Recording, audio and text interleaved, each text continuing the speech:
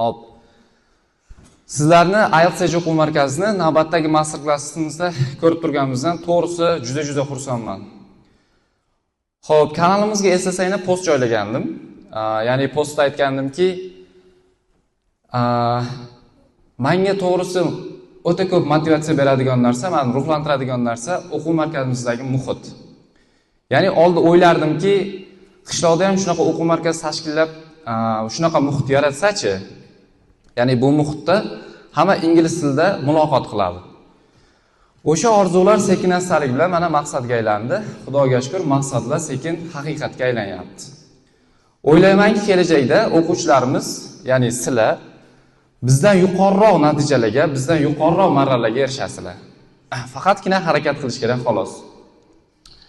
Bugungi master klassimiz o'tgan safargidanda ko'tarinki kayfiyatda foydaliroq bo'ladi. Chunki bizi warrior jangchi ustozlarimiz bugun hujumga tayyor bo'lib kelishgan. O'ylaymanki, sizlar ham tayyorsizlar. Xo'p, master class shunchaki o'tirib tomosha qilib ketishga bo'lmasligi kerak. Shuning uchun oldingizdagi not olasizlar, ya'ni qog'oz bilan, bitta varaq bilan ruchka olasizlar. Yo'q bo'lsa, qo'l ko'tarsangni berishadi, varaq bilan ruchkamiz bor. Yo'lma-yo'l o'sha o'qituvchilarimiz prezentatsiya ko'rsatishganda not olasizlar. Xo'p, master class bu qanoq qilib ingliz tili dars qilasizlar va grammar, reading, vocabulary dars qilishi samarali jarayonni o'rgatishadi sizlarga. Ya'ni o'zlarini experience'lardan kelib chiqib turib, tajribalardan kelib chiqib turib, qanoq qilib samarali dars qilishni o'rgatishadi.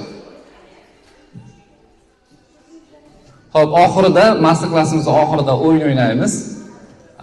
Albatta yutuq ham bor, ya'ni discount, chegirma qilib beramiz to'lov uchun.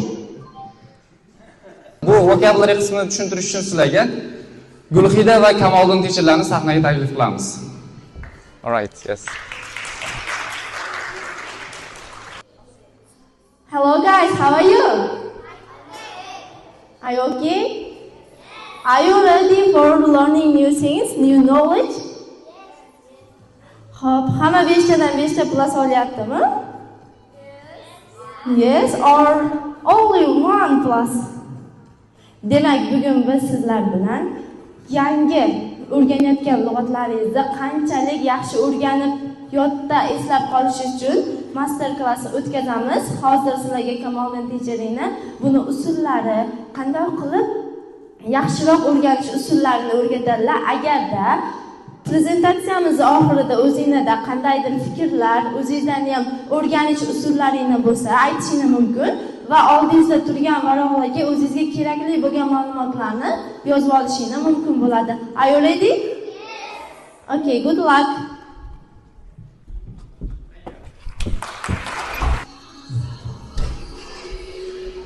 Assalomu alaykum, hurmatli o'quvchilar. How are you? Yaxshi yetib keldinglarmi?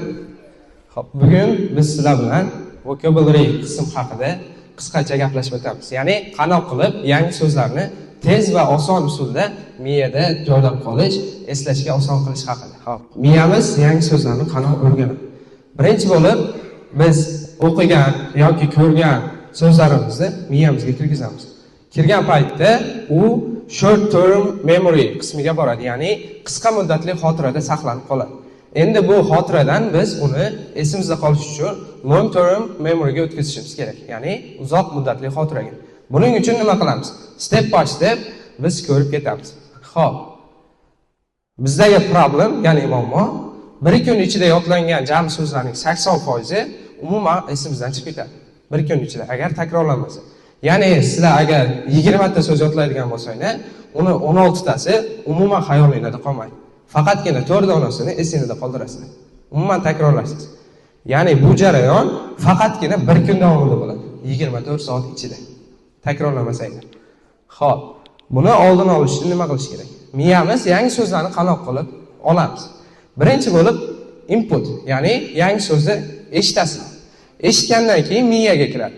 Miyaga kirgandan so'ng hippocampus, miyamizni o'ng tomon yarim shari hippocampus deb ataladi va o'sha hippocampus bizning aynan memory qismi uchun javob beradi.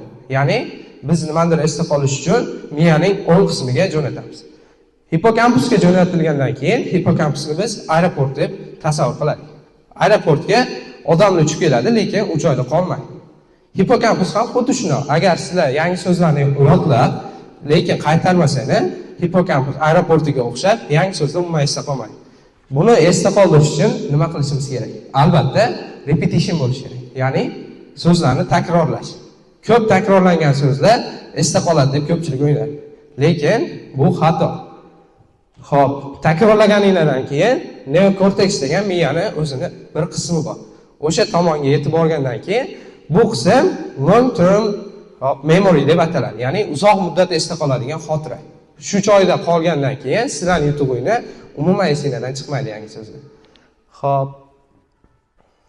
Bir kun ichida biz aytdik, 20 ta so'z yodlansa, 16 ta esdan chiqib ketadi. Ya'ni bu hozir yodlasanglar, bir kunda kunning oxiriga borib 20% so'zi esingizda qoladi xolos. Buni oldini olish uchun nima qilish kerak? Solution is space repetition, ya'ni bo'lib yodlash. Bugun yangi so'zlarni yodlading, birinchi kun. Shunchaki ertasi kuni u so'zlarga qaramaysizlar, bu tabiiy hol. Ya'ni 3-kuni o'sha so'zni qaytarishingiz kerak. 3-kuni qaytargandan keyin yana ozgina vaqt o'tadi, bir haftada yana bir bor qaytarishingiz kerak. Shunday qilib davomiy qaytarib borganingizdan keyin bir oydan keyin takrorlasanglar, o'sha so'z esingizda qolib ketishi oson bo'ladi. Ya'ni stored, saqlanib qoladi miyangizda. So'zlarni qanday qilib yodlash kerak? Ba'zilar yodlaydi, so'zlarni inglizchasini bir tomonga, o'zbekchasini bir tomonga qilib yodlaydi. Ya'ni list ko'rinishda. Bu so'zlarni yodlash usulini ko'pchilik o'ziga oson deb o'ylaydi. Lekin esdan chiqib ketishi juda oson bo'ladi. O'rniga nima qilish kerak? Kontekst har doim list usulida yodlashdan ustun turadi. Ya'ni siz yangi so'zni o'rgangandan keyin bitta gap tuzib, o'sha gap misolida yangi so'zlarni o'zingizga o'rgatib qolishingiz kerak. Ya'ni o'sha gap misolida biror bir vaziyat yaratishingiz kerak. O'sha vaziyat yaratilgandan keyin esingizda qolib ketadi. Shu so'zni ko'rganingizda hamma shunaqa gap tuzgandim deb esingizda qolib ketishi oson bo'ladi. Eslashga oson bo'ladi. Xo'p, keyingisi emotional makes memory stick. Emotionlar bilan yodlangan so'zlar juda qattiq esda qolib ketadi. Ya'ni masalan, story, birorta hikoya o'qidingiz. Hikoyaning ichida olingan so'zlar esda qolishi oson bo'ladi. Nimaga? Chunki hikoyani o'qiyotganingizda siz hikoyani ichiga kirib o'qiysiz. Har bir ma'lumotga alohida e'tiboringiz qaratib o'qiysiz. Shuning uchun esda qolish oson bo'ladi. Keyingi so'z humor, ya'ni hazil ichida do'stlaringiz orqali hazil qilib, do'stlaringizga nisbatan ishlatsangiz o'sha so'zlarni esingizda qolishi bunda ham oson bo'ladi. Xo'p, keyingisi surprise, ya'ni kutilmagan vaziyatlarda kelib qolgan yangi so'zlar esingizda oson qolib ketadi. Nimadir bo'ldi, sizlar kutmagan holatda yangi so'zni ko'rib qoldingiz. Yangi so'zni ko'rgandan keyin tarjimasini qaradinglar. Tarjimasi ko'p takrorlamasanglar ham odatiy so'zlarga nisbatan esingizda qolishi oson bo'ladi. Xo'p, keyingisi personal. O'zingizning hayotingizga, shaxsiy hayotingizga bog'lab misollarni ko'rib ketsanglar, esingizda qolishi bunda ham oson bo'ladi. Tushunarlimi? Xo'p, retrieve, don't reread. Ya'ni har doim ko'p qayta o'qigandan ko'ra, bir martadan har bir holatga solib o'qib ko'rgan juda afzal bo'ladi. Rereading, birinchi o'qiganda matnni o'qiyasiz, ya'ni uning ichida yangi so'zlar bor, siz tushunmaysiz. Bir marta qayta o'qiysiz. Keyin yangi so'zlarni sizlar highlight qilasizlar, ya'ni tagiga chizib o'zingizga belgilab olasiz. Shu so'zni yodlashim kerak deb. Keyingisi active recall. Sizlar tarjimasini qilib bo'ldinglar. Tarjimasini qilgandan keyin avtomatik ravishda sizlardan ma'no chiqadi. O'sha ma'noni sizlar o'zingizga gapirib berishingiz kerak. Ya'ni nima o'rgandinglar, nima bo'ldi, nima sodir bo'ldi, shuni o'zingizga qayta aytib bersanglar, memoryga oshiradi. Keyingisi use it. Qanaqa qilib ishlatasiz? Yangi olgan so'zlaringizni, misol uchun, oynaga qarab aytishingiz mumkin, o'zingizga. Yoki do'stlar bilan o'tirganda prosta aytib qo'yishingiz mumkin. O'shanda esingizda qolishi yana oshadi. Keyingisida so'z esda qolib ketishi uchun 7 ta, bizda 5 ta step kerak. Birinchisi bo'lib see it, yangi so'zni ko'rasiz. Ya'ni yangi so'zni ko'rib, siz daftarga yozasiz. Daftarga yozib, tarjima qilganingizdan keyin hear it. Ilovada tarjima qilasizlar. Tarjima qilgandan keyin talaffuzini ham bir eshitib qo'yinglar. Eshitgandan keyin sizlarga input bo'ladi, ya'ni quloq orqali kirib, boyaga aytgan hippocampus joyimizga yetib boradi. Undan keyin write it. Unga oid birorta misol tuzib yozing, yangi so'zga oid. Yozgandan keyin avtomatik sizlarning esingizga kirib qoladi. Keyingisi speak it. O'zingizga gapiring yoki o'rtoqlaringizga gapiring. Esingizda qolishi bundan ham osonlashadi. Keyingisi eng samarali usul teach it. Uni kimgadir o'rgating. Sizlarning ukanglar bo'ladimi, akanglarmi, singlinglarmi, oila a'zolaringizga ham borib o'rgatsanglar, esingizda qoladi. Tushunarlimi? Xo'p, sizlar qanday qilib so'zlarni yodlashingiz mumkin? Birinchisi spaced flashcards. Ya'ni so'zlarni flashcard qilib, kichkina bo'lib yozib olishingiz mumkin. Ya'ni oldi tomoniga inglizchasi, orqa tomoniga o'zbekchasi qilib, almashtirib yodlashingiz oson bo'ladi. Keyingisi graded readers, ya'ni ilovalar. Kitobni o'zida ko'pchilik yodlaydigan list qilib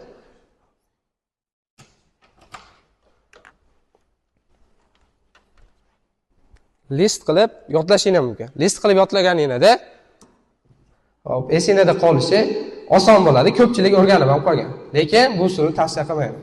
Keyingisi word maps, ya'ni sizlar mavzularga oid so'zlarni yodlashingiz kerak. Ya'ni masalan, sizlar chet elga sayohatga ketyapsizlar. Sayohatga oid so'zlarni o'zini qidirib topsa bo'ladi. Ya'ni bormoq, kelmoq, yig'ishtirmoq, shunga oid so'zlarni eslab qolsangiz oson bo'ladi. Xo'p, keyingisi role play, ya'ni emotsiyalarga berilib, o'zingizga qayta so'rab, yodlab qolsangiz bo'ladi. Xo'p, keyingisi sentence builders. Yangi ko'rgan so'zingizga albatta bittadan misol tuzib, yozib, esingizda qoldiring. Hop, every word is a memory waiting to form. Har bitta sizlar o'rgangan so'z sizlarning xotirangizga aylanishi mumkin. Faqat buning uchun sizlar nima qilishingiz kerak? Yaxshilar miyani o'rganib chiqib, ko'pchilik o'ylaydi, meni xotiram past deb o'ylaydi. Lekin asosiy ayb xotirada emas. Biz miyani qanday qilib ishlatishni bilmaymiz xolos. Qanday qilib miyaga yetkazsak, esimizda oson qoladi. Shuni bilishimiz kerak. Ya'ni biz o'rgangan hozirgi exerciselar sizlarga yaxshi ta'sir ko'rsatdi. Tushunarlimi?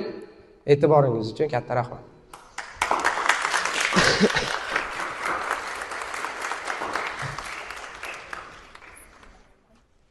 Assalomu alaykum everyone. Welcome to masterclass. How are you? Good. How is it going? Qanaqa ketyapti? Everything is okay?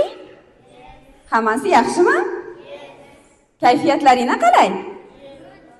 Goodmi? O'xshamayapti-yu, bilinmayapti. Qani bir isbotlaymiz unda.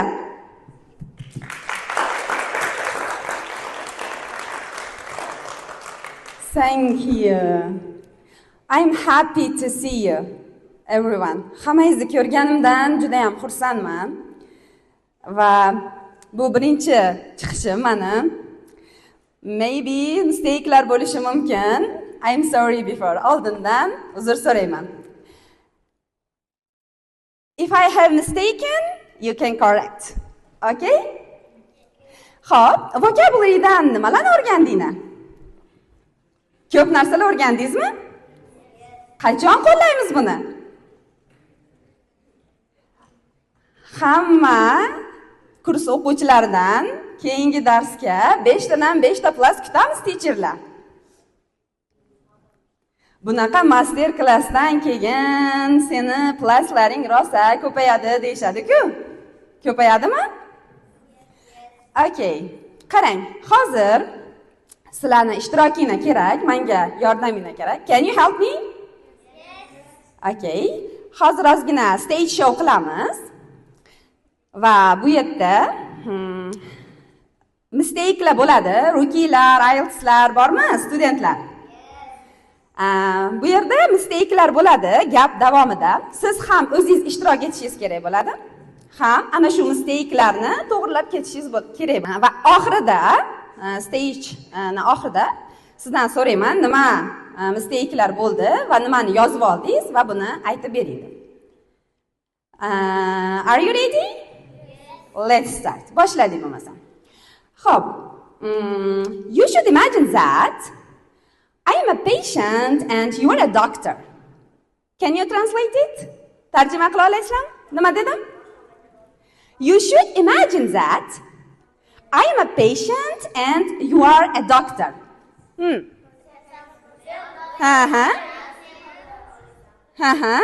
Men bemorman, sizlar doktorsiz. And I tell you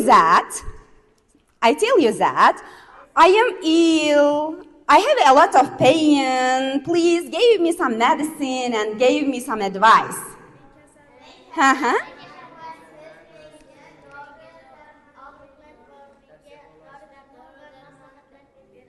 Yaxshi, balkon sizlarchi? Tushunyapsizlarmi? Okay, yaxshi. Xo'p. And then, of course, what would you do? Nima qilasizlar? Nima qilasizlar? Men aytdim sizlarga, men kasalman dedim. Nima qilasizlar? You give me some advice and medicine. After a few days, I will come back and I say, I am still ill, I am not well, my pain is getting worse. Nima dedim?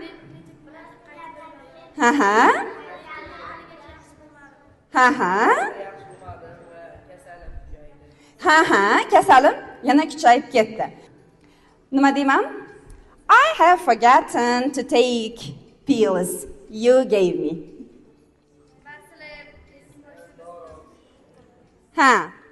Sizlar bergan dorini ichishni unutdim. Nima deysizlar sizlar? How? Qanday? Qanday unutdingiz? How could you forget? To'g'rimi?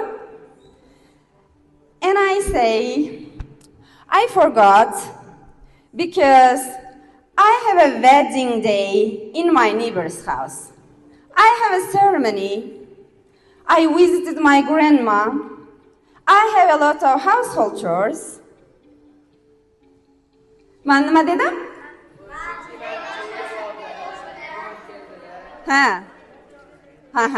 Yana. Qo'shnimiznikida to'y bor edi. Buvimnikiga borgandim. Yana nima deyman? Uyimda ishlar ko'payib ketuvdi. Ehson qilyatuvdik. O'shaning uchun siz bergan dorilarni icha olmadim. And then what would you do with such a patient? Bunaqa bemorni nima qilgan bo'lardinglar? Yes. Qanday holatda oyoq qo'lini bog'lab, chirmab, og'zidan quyardik-a dorilarni. To'g'rimi? Would you wanna kill me? O'ldirib qo'yish xohlamadinglarmi? Xo'p, mana shu holatda kim o'zini ko'rdi? Kim o'zini ko'rdi? Sizlarda ham bo'lganmi? Darslar ko'payib ketganda, buvingiznikiga borgansiz, uy ishlari ko'payib ketgan, nimalardir bo'lgan. Bo'lganmi shunaqa holatlar? Lekin bu aslida siz ingliz tilini yomon ko'rganingizdan emas. Aslida siz qanday qilib samarali darslarni tayyorlash, qanday qilib bu darslar jarayonini qiziqarli qilish kerak ekanligini balki bilmaganingizdan, zerikkaningizdan shunaqa bahona o'ylab topgan bo'lishingiz mumkin. Am I right? To'g'rimi? Men haqmanmi? Shuncha younger generation ilm talabida bu yerga yig'ilganini o'zi bu juda ham biz uchun katta narsa. Va bu yerga mana hamma joyga reklama berildi, faqat sizlar keldingiz. Bu balkim bizni chaqiruvimiz emas. Bu balkim o'zini chaqiruvidir. Balki sizlar tanlangandirsiz. Bu yerga keldingizmi? Demak sizda nimadir bordir. To'g'rimi? Ya'ni nimagadir intilayotganingiz uchun, maqsadingiz borligi uchun shu yerdasiz. To'g'rimi? Juda ham xursandman. Xo'p, qanaqa xatolar bo'ldi jarayonda? Nima xatolarga yo'l qo'ydim? Bo'ldimi? Qanaqa xatolar bo'ldi? Hech kim topmadimi? Hech kim topmadimi? Bu sizlarga homework topasizlar. Okay? Yaxshi. Endi qarang. Bugun sizlar bilan men teacher Madina reading eng asosiy o'quvchilarni qiynaydigan, asabiga tegadigan, zeriktiradigan qismini qanaqa qilib samarali va qiziqarli qilish yo'llarini birga ko'rib chiqamiz. Tayyormisizlar? Reading yoqtirasizlarmi o'zi? Aldamanglar, yoqtirmaysizlar-ku. Darsda reading tarjima qilmaylik deydigan o'quvchilar bor. Reading tarjima qilamiz deysizlarmi? Nasib bu darsdan keyin 80% o'quvchi readingni yoqtirib qoladi degan umiddaman. Xo'p, bizda readingda 5 ta 5 super power technique, ya'ni 5 super power technique bor. Bulardan birinchisi instant teleportation. Xo'p, instant teleportation nima o'zi? Qarang. Agar siz ancient room haqida o'qiyotgan bo'lsangiz, reading yoki outer space yoki nimalardir, qanaqadir mavzular haqida reading qilayotganingizda birinchi bo'lib o'zingizga aytishingiz kerak, bugun men nima yangi ma'lumot o'rganaman, bugun men nima yangi narsa olar ekanman deb o'zingizga savol bergan holatda readingni boshlashingiz kerak bo'ladi. Va ana shu o'qish jarayonida siz o'qib, tarjima qilgan gaplaringizni qanchalik tushungan saringiz, siz o'zingizni ana shu joyga teleportatsiya qilishingiz kerak. Nima degani teleportatsiya? Bo'ladi. Va ana shu holat o'zi xayolda qolib ketadi va readingni savollarini topayotganingizda siz yana o'sha joyga teleportatsiya bo'lgan joyingizga borasiz va sizga savollarni topish yana ham osonlashadi. Keyingisi brain upgrades. Siz qanchalik ko'p reading qilganingiz sari sizda vocabulary ham o'zbek tilida, ham ingliz tilida ko'tarilib boraveradi o'z-o'zidan. Chunki siz yangi so'zlar o'rganasiz, yangi so'zlar ko'rasiz va turli xil insonlarni hayotlari haqida o'qiysiz va shuning uchun siz ko'proq narsalarni bilib borasiz. Va bu joyda sizda yangi neyronlar hosil bo'ladi miyangizda va bu sizga ko'proq fikrlashga yordam beradi. Keyingisi mental armor. Bu yerda olimlarning aniqlashicha, ko'p kitob o'qigan odamning stressi 68% ga kamayganligini aniqlashgan ekan. Chunki readinglarda yoki oddiy badiiy kitob o'qiganingizda ham siz bilasiz, turli xil insonlarning turli xil hayotlari va qiyinchiliklari yoritilgan bo'ladi va ularni o'qiganingizda sizning hayotingiz birmuncha oson tuyuladi sizga. To'g'rimi? Bo'lganmi shunaqa? Kitob o'qib turadiganlar bormi oramizda? Good, yaxshi. Keyingisi conversational magic. Ya'ni agar siz qancha vocabularingiz yuqori bo'lsa, ya'ni so'z nutqingiz yuqori bo'ladigan bo'lsa, qancha ko'p so'z bilsangiz, shunchalik nutqingiz chiroyli chiqadi. U xoh English, xoh o'zbek tilida bo'lsin. Masalan, oldin tur yo'qol degan bo'lsangiz, readinglarni o'qib, haligi odamlarni turli xil hayotlarni o'qiganingizdan keyin insonlarning qanaqa holatda xarakteri, ko'rinishi qanaqa bo'lishini bilib olasiz va insonlar siz bilan gaplashmasdan turib ularni o'qiy olasiz. Keyingisi social X-ray vision. Va bu joyda siz bemalol hali yuqorida aytganimdek, ana shu o'qigan asar qahramonlaringizni emotsiyasiga tusha olasiz va bu emotsiya orqali insonlar qaysi holatda qanaqa emotsiyani boshdan kechirishini tushuna olasiz. Xo'sh, reading qiziqarli bo'lyaptimi? Yes. Tushunyapsizlarmi? Yes. Good, yaxshi. Va mana bu 5 super powerni qo'llaydigan bo'lsanglar, albatta bu sizga foyda beradi. Va bunda birinchi bo'lib bir safar birinchi instant teleportation'ni qo'llaymiz. Keyingi safar reading qilganimizda ikkita usulni teng qo'llaymiz va shu bosqichda bosqichma-bosqich qo'shib boramiz. Va qolgan ma'lumotlarni teacher Hakimboydan eshitamiz.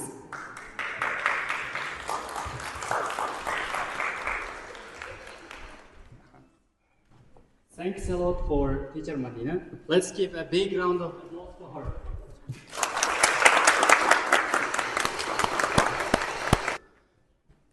Okay. Xo'p, reading demak ingliz tilidagi eng asosiy skilllardan, ya'ni mahoratlardan bittasi. You may ask why, nima uchun deb so'rashingiz mumkin. Because if you are going to read a lot, agar ko'p o'qiydigan bo'lsanglar, birinchidan your horizons will be broadened. Dunyo qarashingni kengayadi. Ikkinchidan your vocabulary will be improved. Xo'p, so'z boyligi kuchayadi. And if you read out loud, ya'ni out loud nima degani edi? Yes, of course. Ovoz chiqarib reading qiladigan bo'lsak, so'zlarni biz eshitganligimiz uchun our listening skills will also be improved. Listening nima degani edi? Tinglab tushunish, right? Okay. So after you finish reading, if you retell what you read to your friends or acquaintance, hop, siz bitta reading qilish orqali qolgan 3 ta skillni ham kuchaytirib olishingiz mumkin. Readingni boshlashdan oldin I'm going to talk about 2 qualities every reader must have.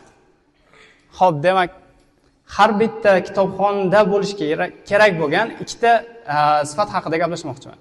Hop, birinchisi. Okay, the first quality is positive attitude. Hop, positive attitude degani, imagine guys, let's say you are given a task by your parents.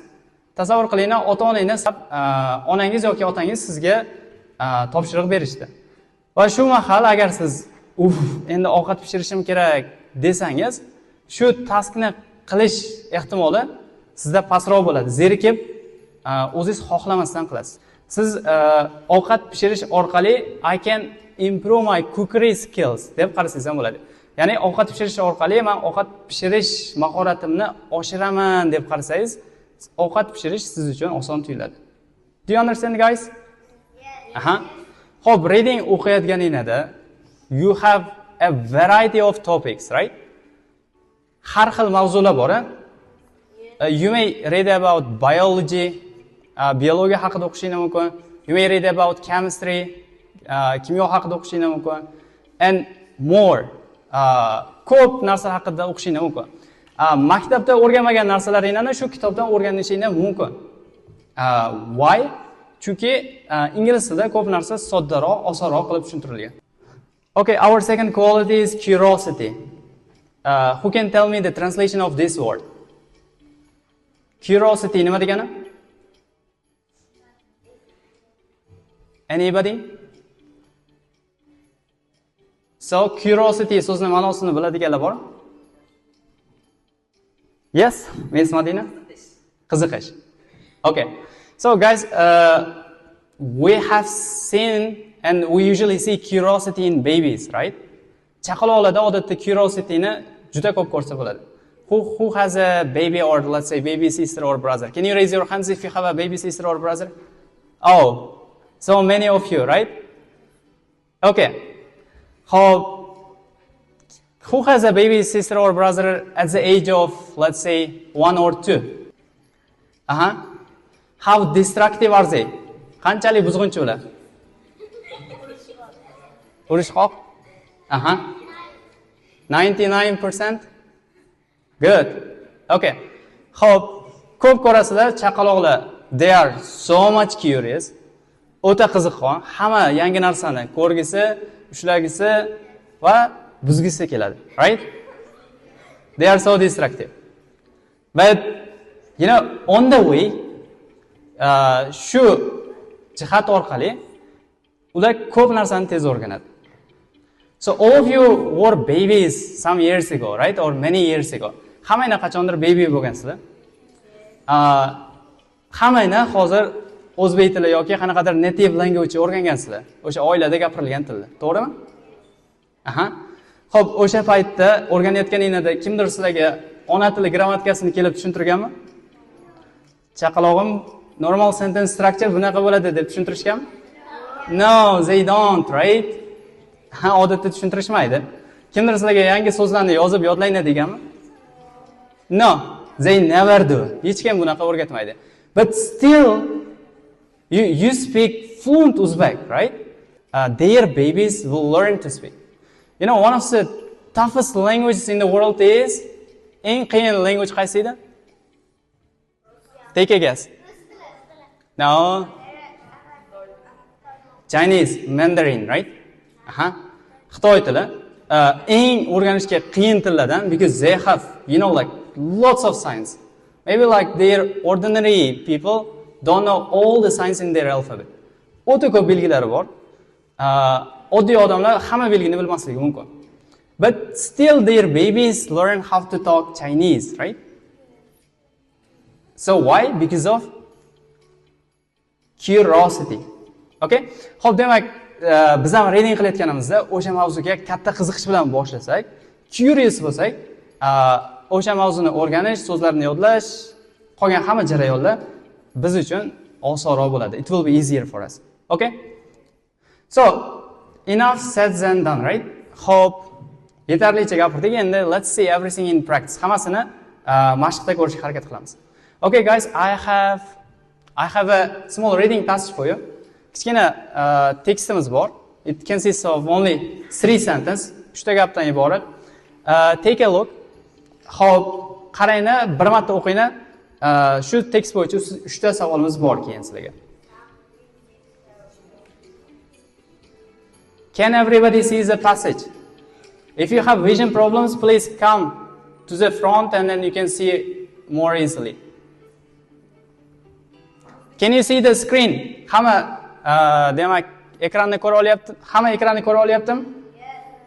Agar qanaqadir ko'zda muammo bo'lsa, oldinroqga kelib o'tib o'qisanglar bo'ladi. Don't feel shy if you have problem. It's pretty fine. Faster.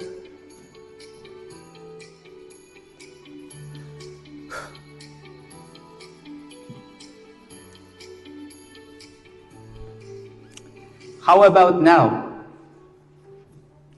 Finished or not? Everybody has finished, right? So, we have quick questions. Based on the passage. So these questions are true, false, or not given. If it's true, you should say true. If it's false, you should say it false. But if it's not given, you should say it's not given. Okay, the first one. Birinchisi, qaranglar. Some living things have live differently from others in their group. True. How about the second one? Okay, true. How about the third one? Not given. False. Okay, you have difference of opinions. Har xil fikrlar bor ekan. Let's see the correct answers.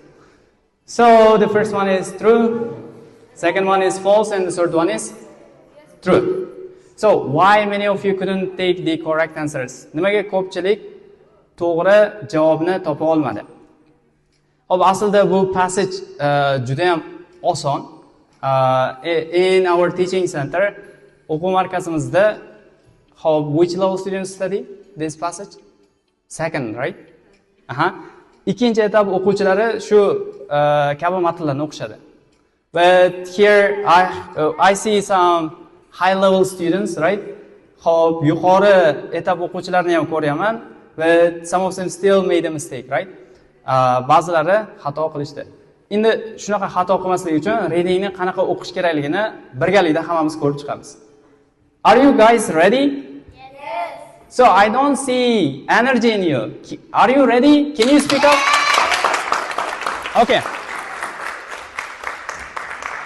Xo'p, hozir xuddi shu tekstni sizlar bilan shu yerda o'qib chiqib, yaxshilab tahlil qilamiz, keyin oxirida savollarni ham bir ko'rib qo'yamiz. Shu tekst bo'yicha oxirida sizlarga bitta savolim bo'ladi.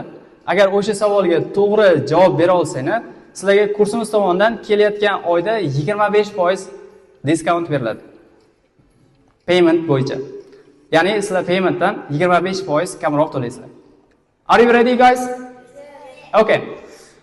So, 5 times reading. Xo'p, har bitta tekstni kamida 5 martadan o'qib chiqishimiz kerak. Ko'proq o'qisangiz ziyoni yo'q, lekin at least kamida you should read 5 times. 5 marta o'qishimiz kerak. For the first time to get a general idea, birinchida umumiy ma'noni olish uchun, second time we should translate everything, ikkinchisida hamma narsani tarjima qilishimiz kerak, and the third time we should actively read, active o'qishimiz kerak. And the fourth time we should retell it, and the fifth time we should read it for speed.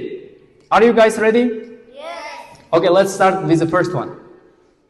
Notanish so'zlar bo'lsa, taxmin qilib, umumiy ma'noni tushunishga harakat qilamiz.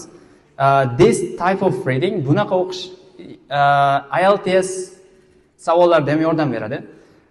Agar mabodo o'sha darajaga yetib borsanglar, kelajakda IELTS olmoqchi bo'lsanglar, matching headings degan savol turi bor. O'sha savol turini osonroq topishga yordam beradi. Okay? And it will also help to get the gist. Va u asosiy ma'noni topishga ham yordam beradi. Okay guys, now we have the same passage. Read for the first time to get the general idea without translating anything. Demak, birinchi marta o'qib, umumiy ma'noni olishga harakat qilamiz.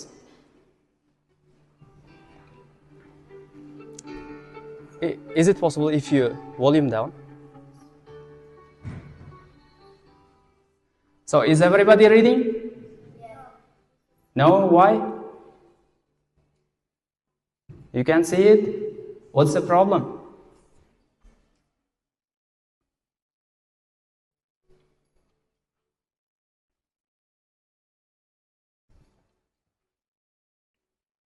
So, hamma birinchisiga o'qib chiqdimi?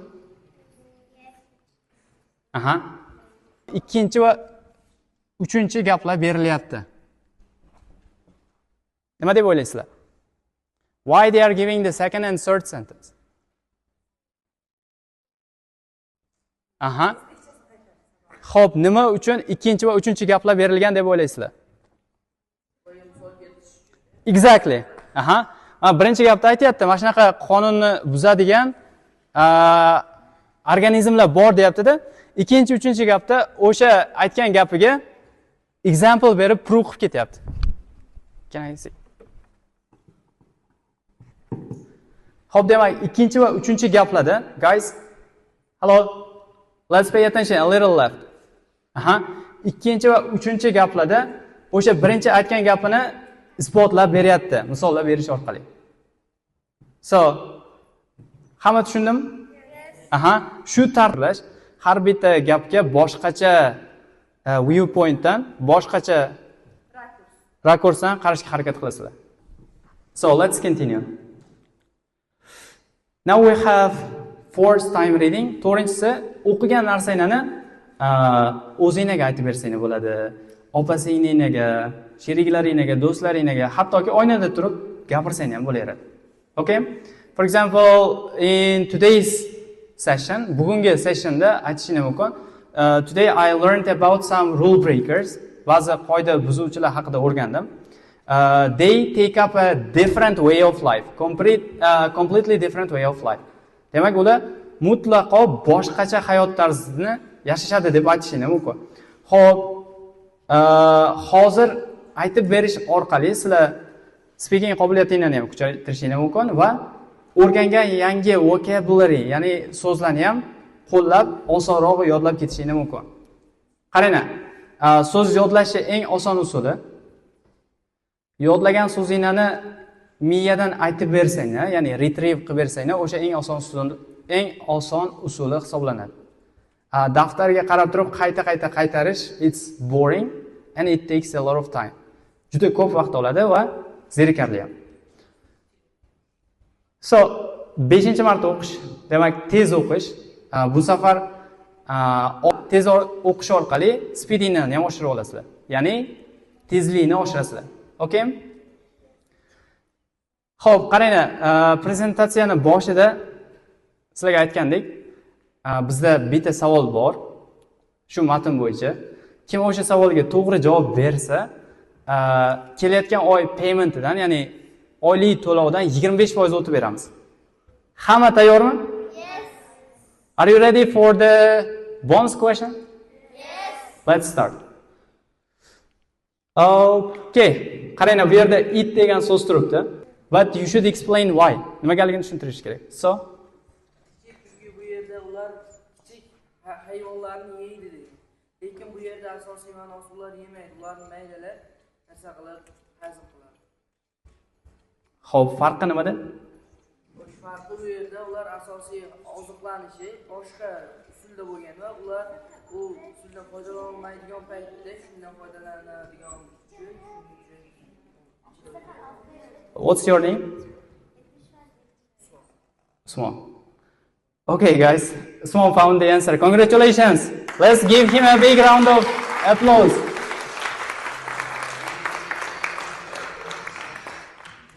Aha. Xo'p. Nimaga qo'shtirnoq ichida berilgan? Sababi o'simliklar yeydi, lekin their way of eating, ularni yeyish usuli is completely different from ours. Biznikidan mutlaqo boshqacha. Right? They don't eat like we chew food and then digest it, right? Ular bizga o'xshab ovqatni chaynab, keyin hazm qilmaydi. Ular tutadi. They dissolve the bodies of insects. O'sha hasharot tanasini parchalab, undan minerallarni oladi. So, congratulations.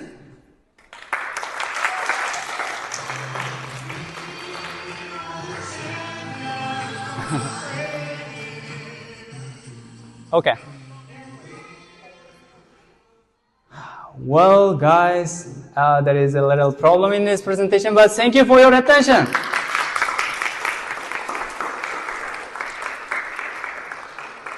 Who is next?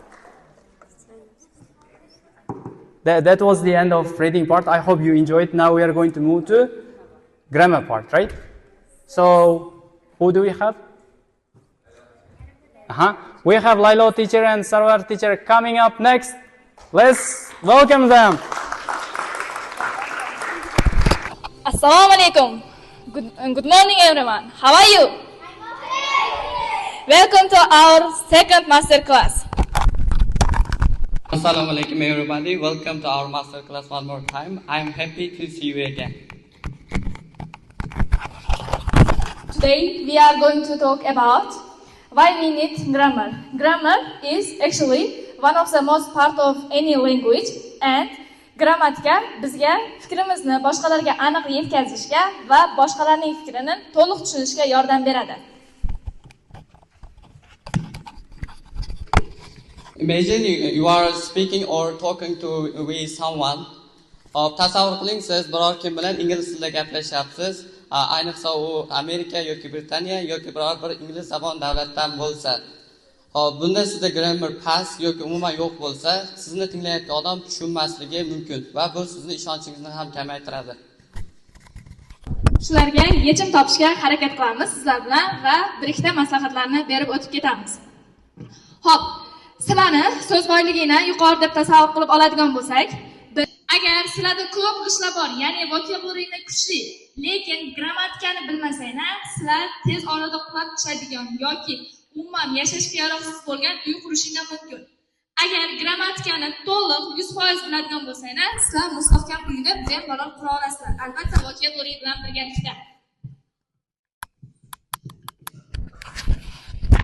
Bundan tashqari, grammar muhimligi uchun yana to'rtta sabab bor. Birinchi bo'lib, agar sizni grammar kuchli va yaxshi bo'lsa, siz gaplashayotgan inson sizni yaxshi tushunadi va sizni fichingiz aniq va tiniq chiqadi.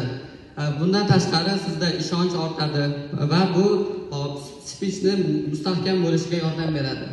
Bundan tashqari har xil sertifikatlarda, ya'ni imtihonlarda yordam beradi. Misol uchun IELTS yoki TOEFL imtihonlarida. Yuqorida aytib o'tilgandek, grammatika, TOEFL yoki IELTS va shunga o'xshash xalqaro sertifikatlarda muhim o'rin tutadi. Sertifikatlarning writing va speaking qismlarini oladigan bo'lsak, bunda grammatika umumiy ballning 4/1 qismini, ya'ni 100% deb oladigan bo'lsak, 25% qismini tashkil etadi. Agar sizlarni grammatikangiz juda ham past bo'ladigan bo'lsa, sizlar juda ham yuqori natijadan mahrum bo'lasizlar. Grammar bundan tashqari kundalik va kasbiy hayotda ham juda ham muhim. Misol uchun ish xatlari, suhbat va muzokara, ijtimoiy tarmoq, xalqaro muloqot va shaxsiy rivojlanish uchun. Hozirgi kunda ijtimoiy tarmoqlar juda ham rivojlandi. Siz turli xil guruh yoki kanal ochib, o'zingizni rivojlantirishingiz mumkin. Lekin bunda grammar past bo'lsa, sizni kuzatuvchilarni zeriktirib qo'yishi yoki tushunmovchiliklarga olib kelsa, siz bundan mahrum bo'lasiz. Xo'p, keyingi qismga o'tishdan oldin bitta savolim bor. Nimaga kayfiyatimiz yo'q hammamizda? Jim o'tiramiz. Qo'rqmanglar, bugun men sizlardan to'lov so'rash uchun nega chiqqanim yo'q. Bugun hech kimdan to'lov so'rash niyatim yo'q. Faqatgina sizlarga foydali narsalarni ulashish uchun keldik. Hammanglar kayfiyatinglarni ko'tarib o'tiraveringlar. Xo'p. Demak, bugungi master klassimizni yakunlar ekanmiz.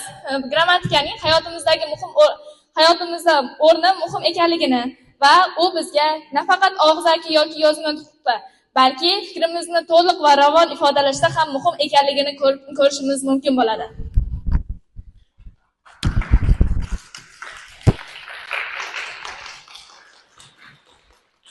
Bundan tashqari bu har xil sertifikat, IELTS yoki TOEFL imtihonlarida ham juda muhim. Ko'pchilik o'ylaydiki, grammatical listening va reading uchun muhim emas. Lekin bu juda ham muhim, chunki biz grammarni tushunmasak, listening va readingni bajara olmaymiz.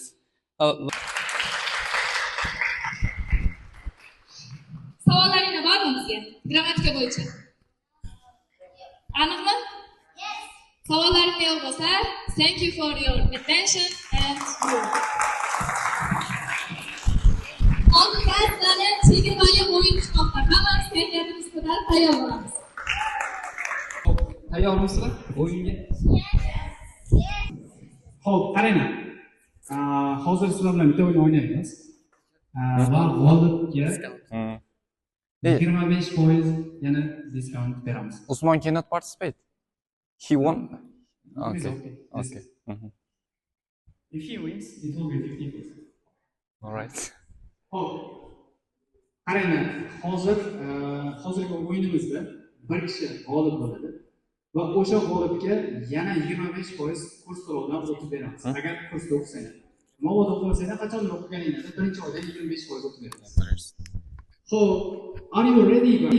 Yes. Good. I'll explain the rules of the game. O'yinning qoidalarini tushuntirib o'taman. Bring a timer, man. Timer. Yes, sure. Cool.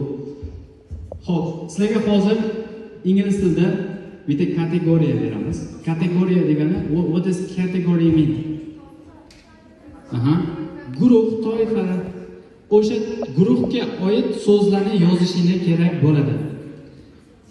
Kimda kim eng ko'p so'zlarni yozsa, o'sha ishtirokchi 25% chegirmaga ega bo'ladi.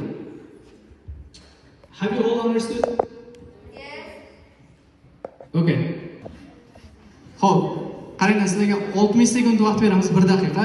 1 daqiqa ichida eng ko'p so'z yozgan ishtirokchi 25% chegirmaga ega bo'ladi. Xo'p. If you are ready, you can start.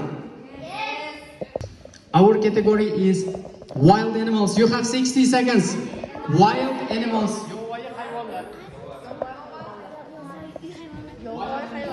Write as many words as possible in English. Hech kim aytmaydi orqadan.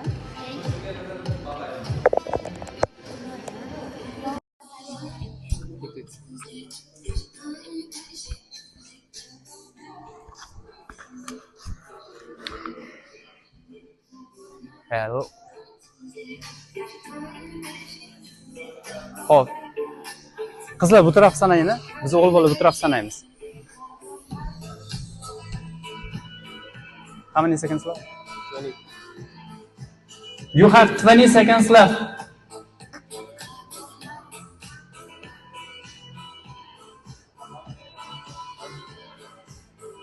Ten seconds.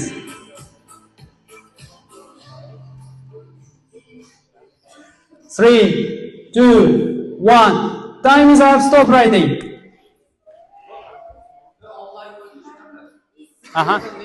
Stop writing. Oh, you should also write your names. Ismini yozib qo'ying.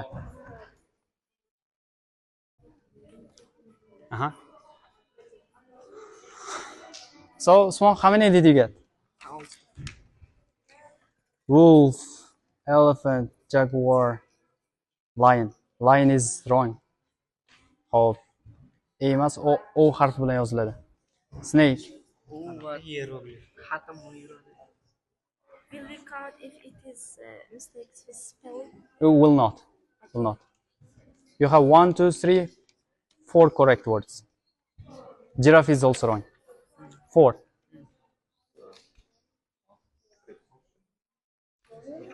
Beshtadan ko'p topganlar qo'limizni ko'taramiz. Aha. Yes, 5 also. Yeah, beshtadan ko'p topganlar. Ikkinchi raundga o'tding, ha? 5 yozgan kiradi. Bo'ldi, shunaqa barobar aylantiramiz orqa tomondan.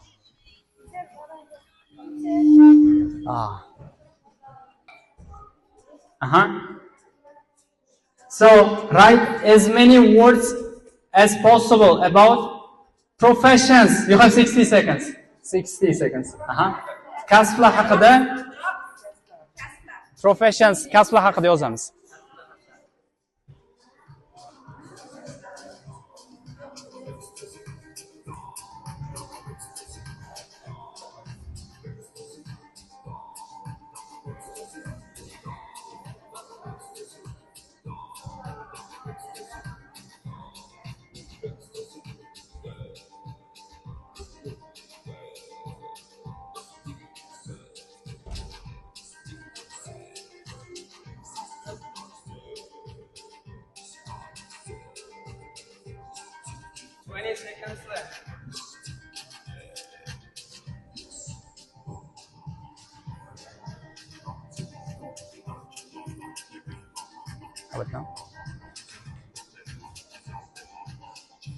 You have 3, 2, 1. Your time is up.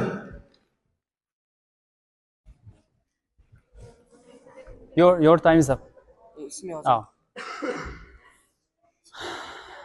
Driver, doctor, builder, teacher, fireman, vet.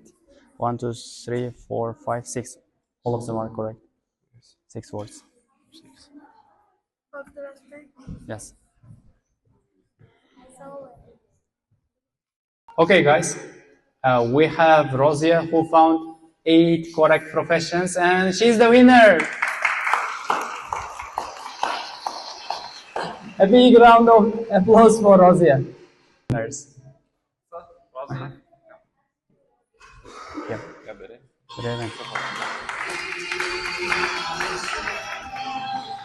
Rosia, congratulations.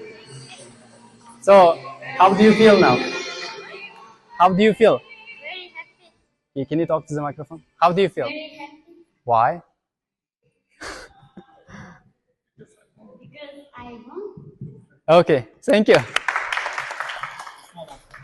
Small one, come here. Can you come here? Congratulations. Congratulations. How do you feel now? I'm so happy. Can you speak to the microphone? So, you are? I'm ready. Thank you very much. You can take your seat. Okay, yeah, that's it. Maybe this is the end. You'll explain. Xo'p, notani olgan. O'ylaymanki, bugungi masterclass foydali bo'ldi. Mana shunaqa skilllarni apply qilsanglar o'rgatilgan narsalarni, xohlasa natija sekin oshib ketaveradi. Endi o'quvchilar o'ynab o'tirganda, menimcha natijasi o'sha qotib turadi bitta joyda. Bu shunchaki deylik 100% dan 60% xolos, 40% dan sekin o'qituvchilardan kelib yana to'ldirib ketyapsizlar. Hope, hammaga thank you, and next time we'll see you again. See you everyone.